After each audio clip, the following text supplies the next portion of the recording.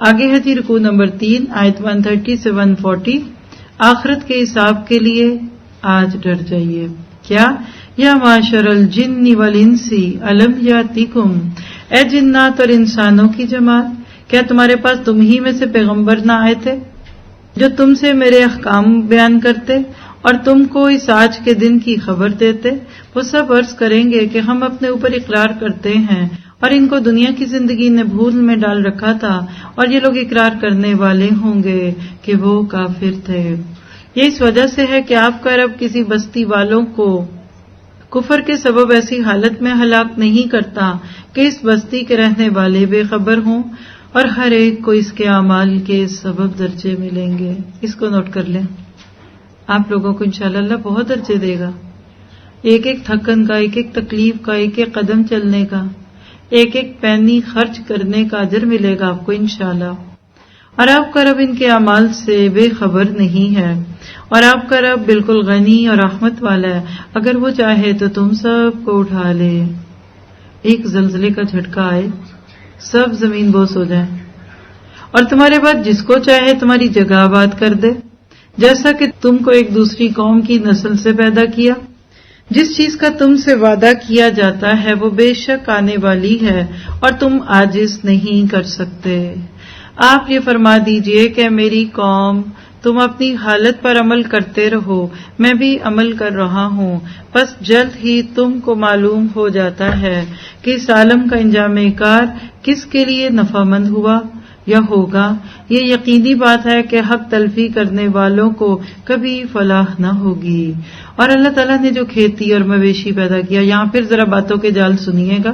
یہ خود ساختہ شریعت تھی ان کی، جس کو اللہ نے ایز اٹ از پیش کر دیا. اور اللہ تعالیٰ نے جو کھیتی اور مویشی پیدا کیے، ان لوگوں نے ان میں سے کچھ حصہ اللہ کا مقرر کیا، اور خود کہتے ہیں کہ یہ تو اللہ کا ہے اور یہ ہمارے معبودوں کا ہے. ذرا اس کو غور سے سنیے گا، اس میں پھر ہمیں آئینہ دکھے گا. پھر جو چیز ان کے معبودوں کی ہوتی ہے تو وہ تو اللہ کی طرف نہیں پہنچتی، اور جو چیز اللہ کی ہوتی ہے وہ ان کے معبودوں کی طرف پہنچ جاتی ہے. کیا برا فیصلہ وہ کرتے ہیں. اور اسی طرح بہت سے مشرکین کے خیال میں ان کے معبودوں نے ان کی اولاد کے قتل کرنے کو پسندیدہ یعنی مستحسن بنا رکھا ہے، تاکہ وہ ان کو برباد کریں اور تاکہ ان کے دین کو ان پر شبہ والا یعنی مشتبہ کر دیں. اور اگر اللہ کو منظور ہوتا تو یہ ایسا کام نہ کرتے.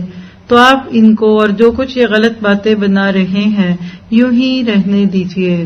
اور وہ اپنے خیال پر یہ بھی کہتے ہیں کہ یہ مویشی ہیں اور کھیت ہیں جن کا استعمال ہر شخص کو جائز نہیں، ان کو کوئی نہیں کھا سکتا سوائے ان کے جن کو ہم چاہیں، اور مویشی ہیں جن پر سواری اور بار برداری حرام کر دی گئی، اور مویشی ہیں جن پر یہ لوگ اللہ تعالیٰ کا نام نہیں لیتے محض اللہ پر جھوٹ باندھنے کے طور پر. ابھی اللہ تعالیٰ ان کو ان کے جھوٹ باندھنے کی سزا دے دیتا ہے. اور وہ کہتے ہیں کہ جو چیز ان مویشیوں کے پیٹ میں ہے وہ خالص ہمارے مردوں کے لیے ہے اور ہماری عورتوں پر حرام ہے، اور اگر وہ مردہ ہے تو اس میں سب برابر ہیں. ابھی اللہ ان کو ان کی غلط بیانیوں کی سزا دے دیتا ہے. بلا شبہ وہ حکمت والا اور بڑے علم والا ہے. واقعی خرابی میں پڑ گئے وہ لوگ جنہوں نے اپنی اولاد کو محض براہ حماقت بلا کسی سند کے قتل کر ڈالا، اور جو چیزیں ان کو اللہ نے ان کو کھانے پینے کے لیے دی تھی ان کو حرام کر لیا محض اللہ پر جھوٹ باندھنے کے طور پہ. بے شک یہ لوگ گمراہی میں پڑ گئے اور کبھی راہ راست پر چلنے والے نہیں ہوئے. بہت ہی زیادہ باتوں کے جال تھے. آپ کو کافی حد تک تو سمجھ آ بھی جاتا ہوگا، لیکن مکہ والوں کی خود ساختہ شریعت کی یہ کچھ آیتیں تھیں. اپنی کھیتیاں یا جانور جو دو ان کے سورس آف انکم، جس کے 3 حصے کرتے. معذرت کے ساتھ برا نہ منائیں تو جیسے آپ کی یہ 3 روز ہے نا، اس حصے میں جو فصل اگے گی نا اس کا نفع ہم خود رکھیں گے، ٹھیک ہے. اس حصے میں جو فصل اگے گی نا اس کا حصہ ہم اللہ کے نام پہ ڈونیٹ کر دیں گے. رائٹ ہینڈ والے ہیں یہ، اور آپ سے معذرت. اس حصے سے جو پروفٹ ملے گا یہ ہم اپنے بتوں کے نام پہ جا کے چڑھا دیں گے. اب فصل ہر سال ایک جیسی تھوڑی آتی ہے.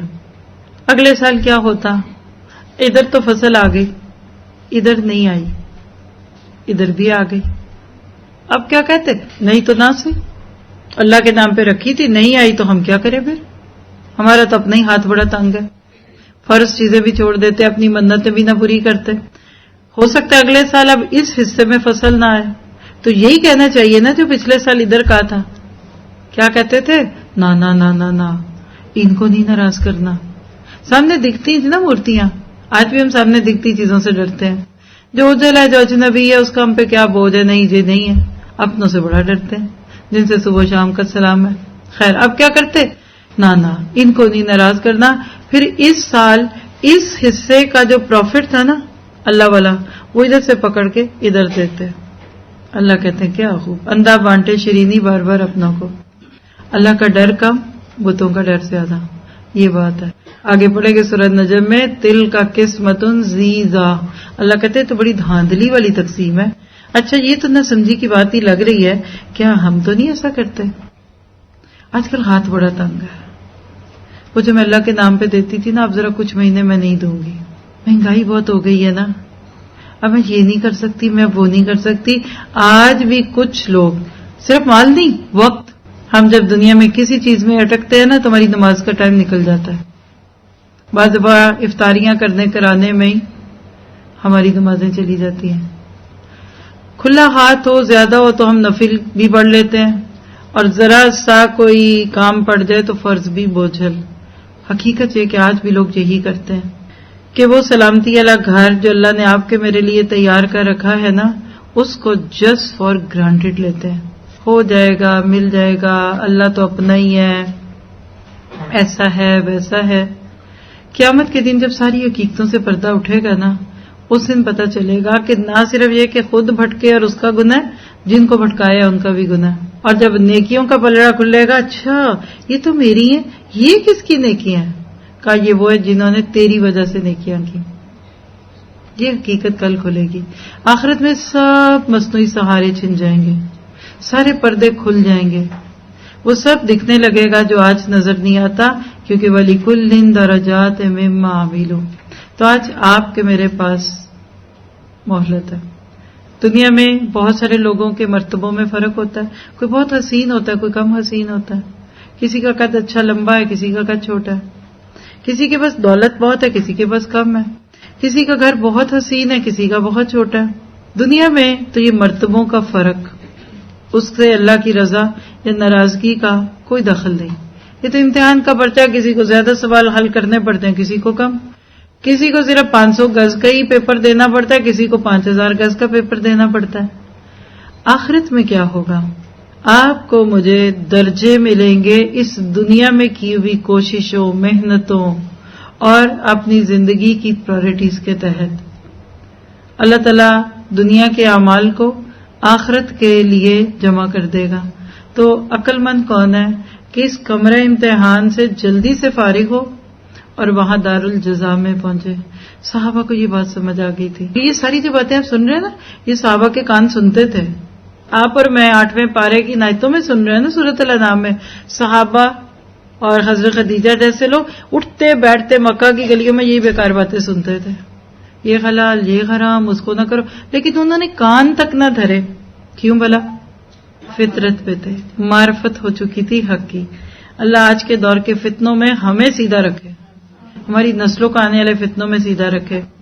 تو جو قرآن سے جڑا رہتا ہے نا, اللہ تعالیٰ اس کو کافی حد تک چیزوں کو پیچھے ڈالنا سکھا دیتے ہیں.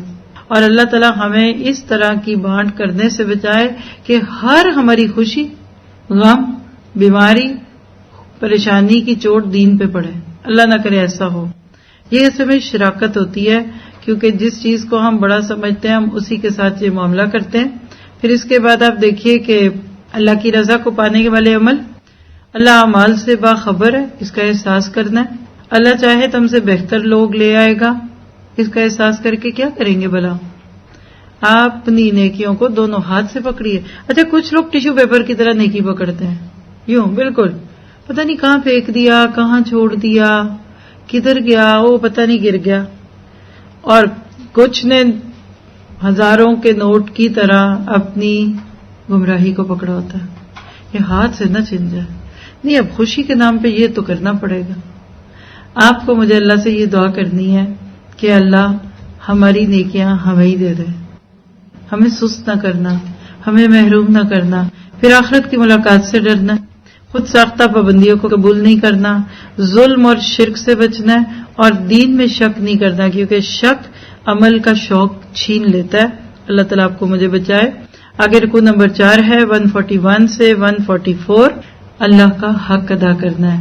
وَهُوَ الَّذِي أَنشَأَ جَنَّاتٍ مَّعْرُوشَاتٍ، اور وہی ہے جس نے باغات پیدا کیے، وہ بھی جو چھتریوں پر چڑھائے جاتے ہیں اور وہ بھی جو چھتریوں پر نہیں چڑھائے جاتے، اور کھجور کے درخت اور کھیتی جن میں کھانے کی چیزیں مختلف طور کی ہوتی ہیں، اور زیتون اور انار جو باہم ایک دوسرے کے مشابہ بھی ہوتے ہیں اور ایک دوسرے کے مشابہ نہیں بھی ہوتے، ان کے پھلوں میں کھاؤ جب وہ نکل آئے، اور اس میں جو حق واجب ہے وہ اس کے کاٹنے کے دن دیا کرو، اور حد سے مت گزرو، یقیناً وہ حد سے گزرنے والوں کو پسند نہیں کرتا۔ اور مویشیوں میں اونچے قد کے اور چھوٹے قد کے پیدا کیے، جو کچھ اللہ نے تم کو دیا ہے کھاؤ، اور شیطان کے قدم بقدم مت چلو، بلا شبہ وہ تمہارا سری دشمن ہے۔ اب یہاں پھر آگے دیکھیے باتوں کا جال، یہ بھی خود ساختہ شریعت ہے۔ آج آپ کو بھی ایسی کئی چیزیں ملیں گی، یہ رجب کے کنڈے ہیں، اس کو صرف عورتیں کھائیں گی، اس کو حاملہ عورتیں نہیں کھائیں گی، کوئی مرد اس محفل میں نہ آئے۔ ایک سسٹر نے اپنا ایکسپیرینس شیئر کیا تھا کہ وہ ایسی کسی رسم میں گئیں رجب کے مہینے میں، تو ان کے پاس بیبی تھا، یعنی 3-4 سال کا بیٹا تھا، تو کہتی عورتوں نے شور مچا دیا، کیا نہ یہ محفل صرف عورتوں کی ہے، تو مرد آئے گا تو اس کی وہ برکت ختم ہو جائے گی۔ کہتی میں بڑی شرمندہ ہوئی کہ میں بچے کو کہاں چھوڑوں۔ اچھا اللہ کرے ایسی سیگریگیشن شادیوں میں بھی ہو کہ ادھر مرد نہ آئے ادھر عورتیں آئیں، یہ مستورات ہے یہ غیر مستورات ہیں۔ کہتی میں نے اپنے بچے کو سلایا، اللہ اللہ کر کے وہ سو گیا، اور اس کو میں نے جا کر دوسرے کمرے میں لٹا دیا تو ذرا سی ان کی جان میں جان آئی، چلو اب 10 بیویوں کی کہانی پڑھتے ہیں۔ کہتی جو ہی کہانیاں شروع کی وہ پیک پہ پہنچی، میرا بچہ اندر سے اٹھ کے آ گیا۔ آپ کو یہ دین لگتا ہے؟ آپ شادیوں میں کوئی اہتمام نہیں کرتے کہ ادھر مرد ادھر عورت، یہ مردان خانہ یہ زنان خانہ، اور آپ رسموں کے نام پر یہ کنڈے بھرنے ہیں، یہ دادی اماں کرتی تھی، یہ رجب کی باتیں، یہ معراج شریف کی، یہ شبرات کی باتیں، ہم ان کو سن کر اتنا سن ہو چکے کہ اب اس کے بارے میں بہت سارے لوگوں کو غلط لگے گا یہ میرا جملہ کہ انہوں نے کیوں نام لیا، ذرا دیکھو یہ کیا کہہ رہی ہیں۔ لیکن کیا آپ کے دل کو یہ باتیں لگتی ہیں؟ یہ دین ہو سکتا ہے؟ اور ہے تو ابھی چلیے 8 پارے ہوئے ہیں ماشاءاللہ، ابھی بہت سارے پارے پیچھے ہیں، گنتے جائیے، کہیں بھی کوئی ریفرنس ملے گا تو دکھائیے۔ یہ ہے آج ہمارے معاشرے کا مسئلہ، خود ساختہ شریعت اور خود ساختہ نیکیوں کے کاموں میں ہم اتنے بزی ہیں۔ آج اگر رمضان نہ ہوتا اور اس گھر میں آپ ایک میلاد تو رکھتے، آپ اس گھر میں ایک قرآن خوانی تو رکھتے، میرا لئے وہ اوپر گیٹ تک لائنیں لگی ہوتی، ہزاروں لوگ آ جاتے۔ آج بھی لوگ جاتے ہیں، کٹلیاں پڑھائیے، پرا کر کے پڑھائیے، کیوں جاتے ہیں بلا؟ عمل پہ چوٹ نہیں پڑتی، اتنی دیر بیٹھنا نہیں پڑتا، کھول کے مصحف کو دیکھنا نہیں پڑتا، اور تھوڑی تھوڑی دیر بعد چوکے نہیں لگتے۔ بند قرآن کی عزت آج بھی بہت ہے، اللہ ہمیں کھلے قرآن کی عزت کرنے والا بنا دے۔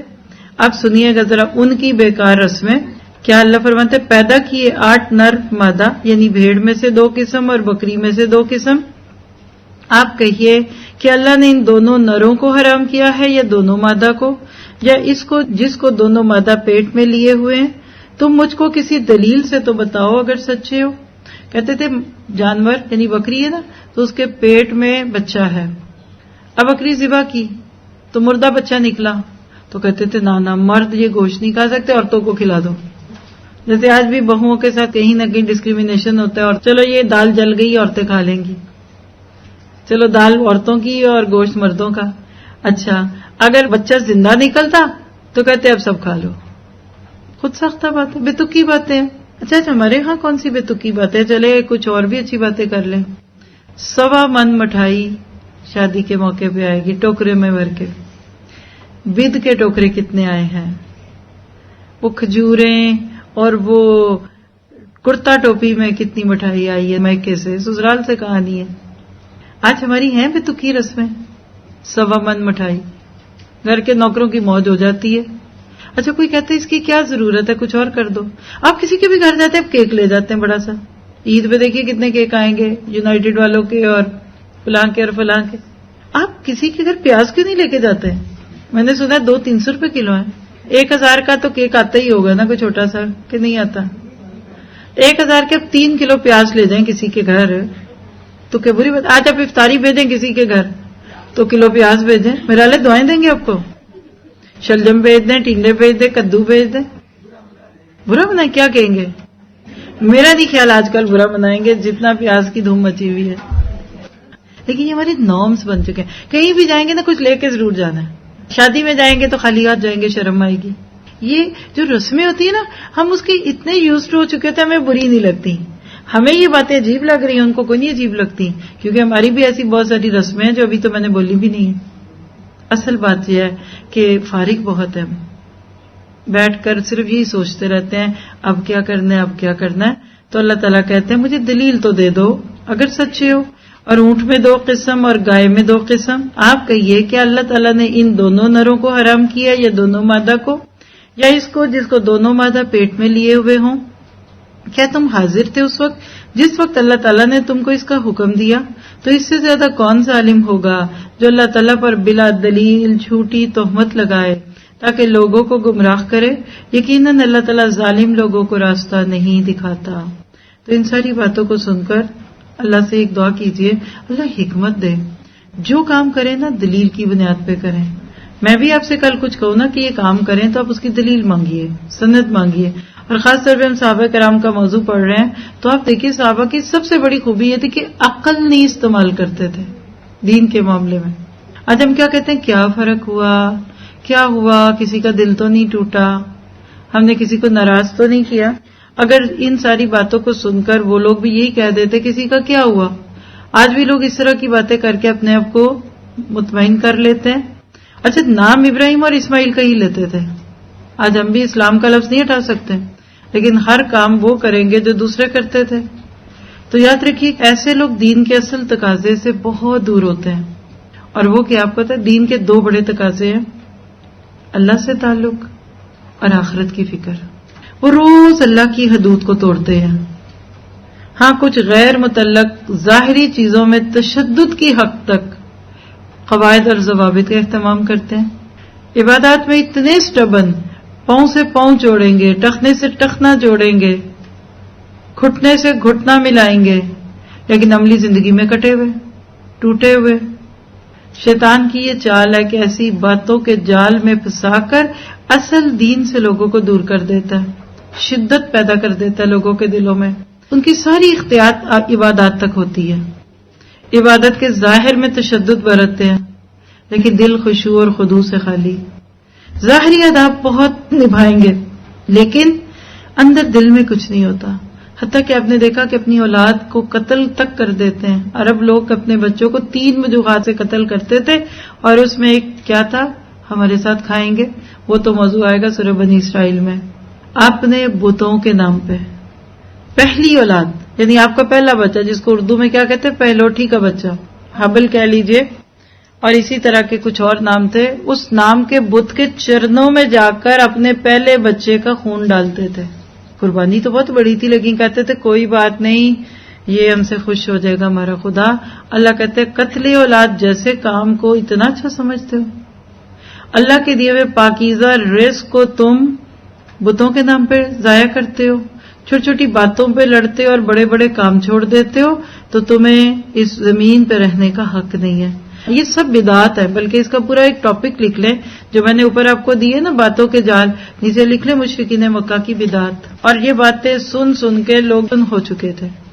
آج بھی آپ اپنے ملک میں دیکھیں, جیسے کسی نے اپنے کسی کی بات شیئر کی تھی کہ ساری زندگی غلط چیزوں پہ رہے, پھر قرآن پڑھا تو سمجھ آ گیا کہ اللہ کے نبی نے یہ کچھ نہیں کیا مرنے پہ رسمیں اور جینے کی. جب خود بیمار ہوئے تو بیوی نے پوچھا کہ اب میں یہ آپ کے تیجے اور چوتھے اور یہ کچھ تو نہ کروں, تو کہنے کہ نہیں کر دینا, کیا پتا کام ہی آ جائے. وہ کہتے نا نہیں چھٹی منہ کو لگی ہوئی. اللہ تعالیٰ آپ سے مجھ سے راضی ہو, ہمیں شیطانی باتوں سے, اس کے وسواس سے بچائے, اور ایسے کام کر کر کے ہم اپنی کی کرائی جو نیکیاں ہیں اس کو بھی ضائع نہ کریں. اور یہود کی شریعت کے بگاڑ میں بھی یہی وجہ تھی. تو عمل کے نقطے, اللہ کی نشانیاں دیکھ کے غور و فکر کرنا ہے, پیداوار پر اللہ کا حق ادا کرنا ہے, اسراف سے بچنا ہے، ہر چیز پر اللہ کو مالک سمجھنا ہے، لوگوں کو گمراہ نہیں کرنا اور اللہ پر جھوٹ نہیں باندھنا۔ آگے بڑی اہم آیت ہے، رکوع 5 میں 145 سے 150، اللہ کے حلال اور حرام کی پابندی، یعنی اصل میں یہ پورے دین اسلام کا خلاصہ ہے۔ اسلام انا نٹشل کیا؟ قل لا اجد فیما اوحی الی محرما، یعنی اب یہ ساری باتیں ان سے سن کے اللہ کے نبی سے کہلوایا جا رہا ہے کہ مجھے تو اللہ کی کتاب میں ایسے کوئی دلائل نہیں ملتے جس سے یہ ساری چیزیں حلال یا حرام ہوں۔ آپ کہہ دیجئے جو کچھ احکام بذریعہ وحی میرے پاس آئے ان میں تو میں کوئی حرام نہیں پاتا کسی کھانے والے کے لیے جو اس کو کھائے، مگر یہ کہ وہ مردار ہو یا کہ بہتا ہوا خون ہو یا خنزیر کا گوشت ہو، کیونکہ وہ بالکل ناپاک ہے، یا جو شرک کا ذریعہ ہو کہ غیر اللہ کے لیے نامزد کر دیا گیا ہو۔ پھر جو کوئی شخص مجبور ہو جائے بشرطے کہ نہ تو طالب لذت ہو یعنی ٹیسٹ کانشس اور نہ تجاوز کرنے والا ہو، تو واقعی آپ کا رب غفور الرحیم ہے۔ اور یہود پر ہم نے تمام ناخن والے جانور حرام کر دیے تھے، اور گائے اور بکری میں سے بھی ان دونوں کی چربیاں ان پر ہم نے حرام کر دی تھی، مگر وہ جو ان کی پشت پر یا انتڑیوں پر لگی ہوئی ہو یا ہڈی سے ملی ہوئی ہو، ان کی شرارت کے سبب ہم نے ان کو یہ سزا دی تھی اور ہم یقیناً سچے ہیں۔ پھر اگر یہ آپ کو جھوٹا کہیں تو آپ فرما دیجئے کہ تمہارا رب بڑی وسیع رحمت والا ہے اور اس کا عذاب مجرم لوگوں سے نہ ٹلے گا۔ یہ مشرکین یوں کہیں گے کہ اگر اللہ کو منظور ہوتا تو ہم نہ کرتے۔ یہ بھی نوٹ کیجیے، آج بھی لوگ کہتے ہیں بھی اللہ روک لے ہمیں، اگر اللہ کو یہ کام پسند نہیں تو پھر وہ ہمیں روکتا کیوں نہیں؟ تو یہ جملہ وہ بھی کہتے تھے کہ اگر اللہ کو منظور ہوتا تو نہ ہم شرک کرتے اور نہ ہمارے باپ دادا اور نہ ہم کسی چیز کو حرام کہہ سکتے، یعنی اپنے سارے گناہوں کو اللہ کے پلڑے میں ڈالتے ہیں کہ اللہ روکتا ہی نہیں ہے اس لیے ہم کرتے ہیں۔ اسی طرح جو لوگ ان سے پہلے ہو چکے ہیں انہوں نے بھی تکذیب کی تھی، یہاں تک کہ انہوں نے ہمارے عذاب کا مزہ چکھا۔ آپ کہیے کیا تمہارے پاس کوئی دلیل ہے تو اس کو ہمارے سامنے ظاہر کرو۔ تم لوگ محض خیالی باتوں پر چلتے ہو اور تم بالکل اٹکل پچو سے باتیں بناتے ہو۔ آپ کہیے کہ بس پوری حجت اللہ ہی کی رہی، پھر اگر وہ چاہتا تو تم سب کو راہ راست پر لے آتا۔ دعا کیجیے اللہ ہم سب کو راہ راست پہ لے آئے۔ آپ کہیے کہ اپنے گواہوں کو لاؤ جو اس بات کی شہادت دیں کہ اللہ نے ان چیزوں کو حرام کر دیا ہے، پھر اگر وہ گواہی دے دیں تو آپ ان کی شہادت نہ دیجیے، اور ایسے لوگوں کے باطل خیالات کا اتباع مت کیجیے جو ہماری آیتوں کی تکذیب کرتے ہیں اور جو آخرت پر ایمان نہیں رکھتے اور وہ اپنے رب کے برابر دوسروں کو ٹھہراتے ہیں۔ کیا پتہ چلا کہ اس پورے رکوع میں ہمیں اللہ کی رضا کو پانے والے کام کیا ملے کہ جھوٹی گواہی نہیں دینی، خواہشات کی پیروی نہیں کرنی، اللہ کی نافرمانی نہیں کرنی، بے سند کام دین کے نام پہ نہیں کرنے، بدعات کو رواج نہیں دینا، سچی دلیل کے سامنے جھک جانا ہے، سرکشی نہیں کرنی اور محض قیاس رائیاں نہیں کرنی، یعنی دلیل کے بغیر کوئی نیکی سمجھ کر کام نہیں کرنا۔ ہاں جس کام کی دلیل مل جائے، کوئی بھی نہیں کرتا خاندان میں برادری میں، پھر بھی اس کو کر کے رہنا ہے، کیونکہ اللہ تعالیٰ کی یہ ایک سنت ہے کہ اللہ کی کتاب جس قوم کو مل جائے، اگر وہ قوم کتاب سے گائیڈ لائن لینے کی بجائے سرکشی کرے اور اپنی مرضی کی نیکیاں کرنے لگے تو اللہ تعالیٰ ان کو ضرور مشکل میں ڈالتا ہے۔ اور جو ان پہ چیزیں حرام ہوئی تھی نا، اس میں کبھی کبھی تو ان کے فقہا ہی حرام کر دیتے تھے اجتہادات کے نام پہ، اور کبھی اللہ تعالیٰ ان چیزوں کو حرام کر دیتا ہے۔ بس اصل بات یہ ہے کہ علم کے بغیر عمل خطرناک ہے۔ آج گاڑی نہیں کوئی چلاتا سیکھے بغیر، کمپیوٹر چلانا نہ آتا تو لوگ اس سے ایسے ڈرتے ہیں جیسے ڈرنے کا حق ہے کہ پتہ نہیں کیا ہو جائے گا، لیکن اللہ کی کتاب، اللہ کے دین کے بارے میں اپنی مرضیاں، رسمیں، ظاہری پابندیاں، اللہ کے نام پر یہ دین ہے، یہ دین ہے، وہ ہے۔ تو اصل بات یہ ہے کہ اللہ تعالیٰ چاہتے ہیں کہ تم وہ کام کرو جس کے کرنے کا حکم ہے۔ آیت 151 سے 154 میں اللہ تعالیٰ کی اطاعت کے کچھ تقاضے ہیں۔ قُلْ تَعَالَوْا أَتْلُ مَا حَرَّمَ رَبُّكُمْ عَلَيْكُمْ، یعنی اب تم نے مکہ والوں کی باتوں کے جال تو دیکھ لیے، وہ تو خود ساختہ حلال اور حرام کے فتوے دے ہی رہے ہیں، اب تمہیں بتاؤں حرام کیا ہے۔ یعنی یہ بڑی خوبصورت آیتیں ہیں جس میں آپ کو پتہ چلے گا کہ کیا حرام ہے اور کیا حلال۔ آپ کہیے آؤ میں تم کو پڑھ کر سناؤں کہ جن کو تمہارے رب نے تم پر حرام فرما دیا ہے وہ یہ کہ اللہ کے ساتھ کسی چیز کو شریک مت ٹھہراؤ۔ پہلی چیز شرک ہے جو حرام ہے، یہ بکریوں کے پیٹ میں نکلے ہوئے بچوں کی باتیں نہ کرو، شرک کی بات کرو، اور ماں باپ کے ساتھ احسان کرو، اور اپنی اولاد کو افلاس کے سبب قتل مت کرو۔ ہم تم کو اور ان کو رزق دیتے ہیں، اور بے حیائی کے جتنے طریقے ہیں ان کے پاس بھی مت جاؤ، خواہ وہ اعلانیہ ہو اور خواہ پوشیدہ، اور جن کا خون کرنا اللہ نے حرام کر دیا ان کو قتل مت کرو، ہاں مگر حق کے ساتھ۔ اس کا تم کو تاکیدی حکم دیا گیا ہے تاکہ تم سمجھو۔ اس آیت کے بارے میں مفسرین کہا کرتے تھے، بلکہ صحابہ کرام، کہ جس نے نبی صلی اللہ علیہ وسلم کا وصیت نامہ پڑھنا ہو وہ اس آیت کو پڑھ لے، یعنی اس میں ڈوز اینڈ ڈونٹس کی ایک لمبی لسٹ ہے۔ اور یتیم کے مال کے پاس نہ جاؤ مگر ایسے طریقے سے جو قابل تعریف ہو، یہاں تک کہ وہ اپنے سن رشد تک پہنچ جائے، یعنی بالغ ہو جائے، اور ناپ تول پوری کرو، اور انصاف کے ساتھ۔ ہم کسی شخص کو اس کی طاقت سے زیادہ تکلیف نہیں دیتے، اور جب تم بات کرو تو انصاف کی کرو، اگرچہ وہ شخص قرابت داری ہو، اور اللہ تعالیٰ سے جو عہد کیا ہے اس کو پورا کرو۔ ان کا اللہ تعالیٰ نے تم کو تاکیدی حکم دیا ہے تاکہ تم اس کو یاد رکھو، اور یہ کہ یہ دین میرا راستہ ہے جو مستقیم ہے، بس اس راہ پر چلو اور دوسری راہوں پر مت چلو کہ وہ راہیں تم کو اللہ کی راہ سے جدا کر دیں گی۔ آپ بھی دعا کیجیے اللہ ہمیں ہمیشہ صراط مستقیم پہ رکھے۔ اس کا تم کو اللہ تعالیٰ نے تاکیدی حکم دیا ہے تاکہ تم پرہیزگاری اختیار کرو۔ پھر ہم نے موسیٰ علیہ السلام کو کتاب دی تھی جس سے اچھی طرح عمل کرنے والوں پر نعمت پوری ہو اور سب احکام کی تفصیل ہو جائے اور رہنمائی ہو اور رحمت ہو، تاکہ وہ لوگ اپنے رب کے ملنے پر یقین لائیں۔ کیا پتہ چلا؟ اس پورے رکوع میں ڈوز اینڈ ڈونٹس کی ایک لمبی لسٹ تھی۔ مثلا عمل کے نقطے نوٹ کریں، اللہ کے ساتھ شرک نہیں کرنا، کیونکہ شرک سارے گناہوں میں سے بڑا گناہ، اس کو اقبح الذنوب کہتے ہیں اور اکبر الکبائر۔ اور پھر اس کے بعد ماں باپ کے اوپر احسان۔ آپ نے دیکھا اس رکوع میں ایک خاص بات، صرف ماں باپ کے ساتھ عمل کے لیے ڈوز تھا، باقی سب ڈونٹس، نیگیٹیوٹی میں آیا ہے۔ اور ماں باپ کے ساتھ احسان کیا ہے کہ ان کا حق بھی تم نہیں دے سکتے، کوشش پوری کرو کہ ان کے ساتھ اچھے سے اچھا معاملہ کرو۔ پھر بے حیائی اور فحش سے رکنے کی بات تھی۔ اس میں کیا رویے ہیں اللہ کی رضا کو پانے کے؟ اس میں اللہ حق ہے اور ہم پر حق رکھتا ہے، اس شعور کے ساتھ جینا ہے، اور اللہ کے احکامات پڑھ کر سنانے ہیں، والدین کے ساتھ حسن سلوک کرنا ہے، یتیم کے مال کے قریب بھی نہیں جانا، بے حیائی کے قریب نہیں پھٹکنا، اور اولاد کو مفلسی کے ڈر سے قتل نہیں کرنا۔ اسی طرح پیمانے اور وزن انصاف کے ساتھ تولنے ہیں، انصاف کی بات کرنی ہے، اللہ کے عہد کو پورا کرنا ہے، رب کی ملاقات پر یقین رکھنا ہے، نیکی کی روش اختیار کرنی ہے، اور نصیحت کو قبول کرنا ہے۔ یعنی آپ دیکھیے کہ 2 پیجز پہ آپ کو یہ سارے اعمال جمع کرنے پڑے، اتنے زیادہ اس میں ڈونٹس، اور ایک ڈو تھا وَبِالْوَالِدَيْنِ احسانا۔ آج کوئی ایسی نیکی ضرور کیجیے گا جس سے آپ کے والدین خوش ہوں، دنیا میں ہیں تو ان کی خوشی کے لیے کچھ کیجیے، اور اگر جا چکے ہیں تو پھر کوئی ایسی نیکی کیجیے کہ قبر میں ان کو پہنچائی جا سکے، اور دل سے کہیے رب ارحمہما کما ربیانی صغیرا۔ آگے رکوع نمبر 7 ہے 155 سے 165، کتاب ہدایت کی پیروی کرنا۔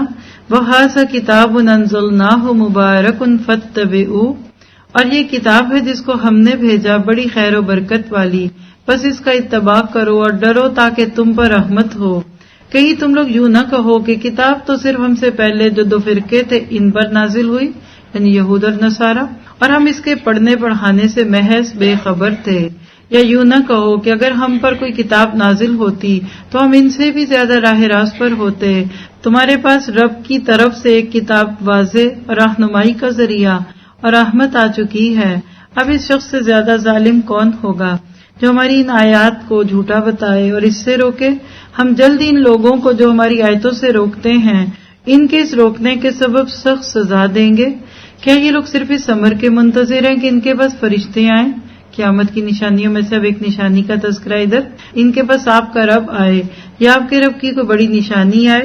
جس روز آپ کے رب کی کوئی بڑی نشانی آپ پہنچے گی، کسی ایسے شخص کا ایمان اس کے کام نہ آئے گا جو پہلے سے ایمان نہیں رکھتا یا اس نے اپنے ایمان میں کوئی نیک عمل نہ کیا ہو۔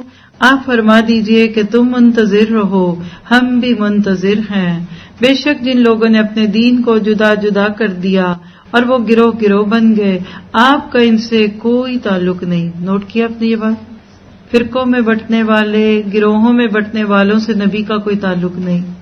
اللہ ہمیں اسلام پہ راضی کر دے۔ آپ کا ان سے کوئی تعلق نہیں، بس ان کا معاملہ اللہ تعالیٰ کے حوالے ہے، پھر ان کو ان کا کیا ہوا جتلا دیں گے۔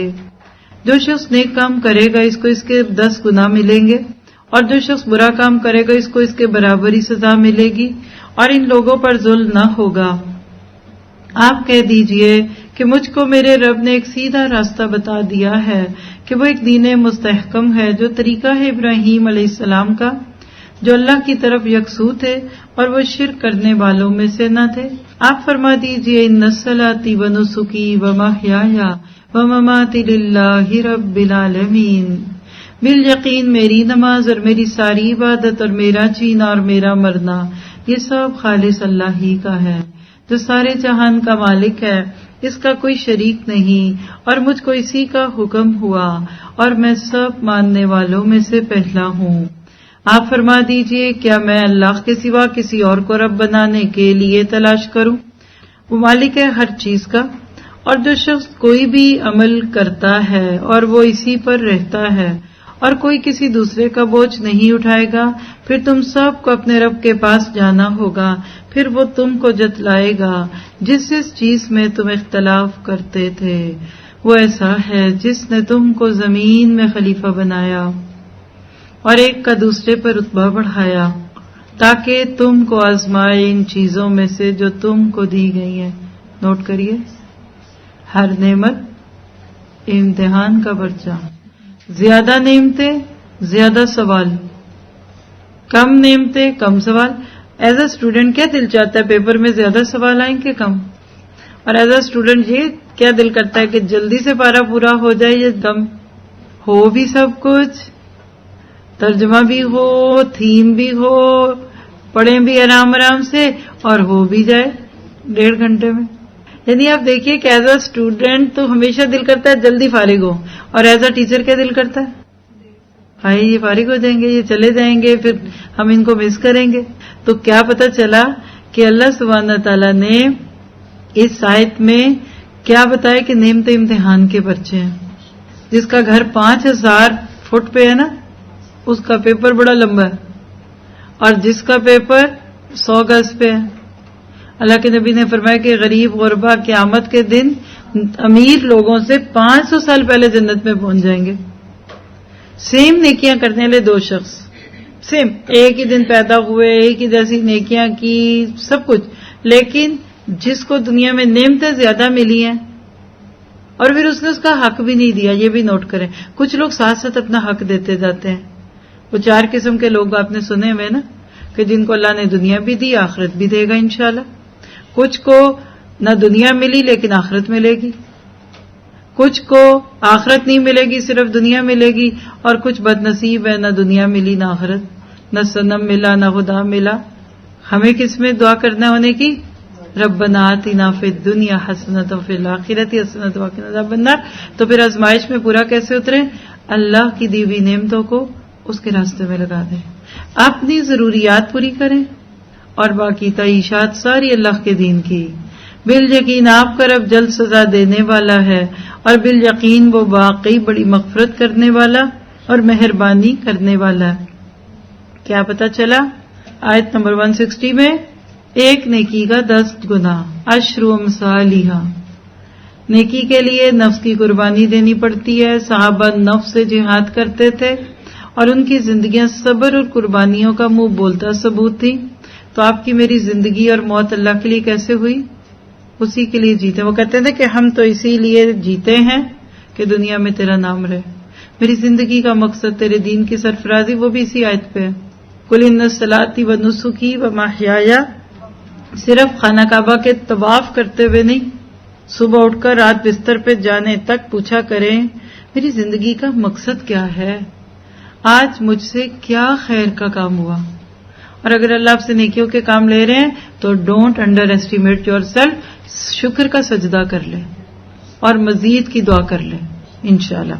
رضا الہی پانے والے کام، فوکسڈ ہونا، یکسو ہونا، اللہ کے لیے ہر عمل خالص کرنا، اللہ کی فرما برداری کرنا، اور میرا جینا میرا مرنا صرف اللہ کے لیے، اس کا یقین رکھنا، آپس میں اختلاف نہیں کرنا اور دین کو ٹکڑے ٹکڑے نہیں کرنا، اور اللہ تعالیٰ آپ سے مجھ سے اس چیز کو قبول کر لے. تو یہ تھی خوبصورت سورت الانعام.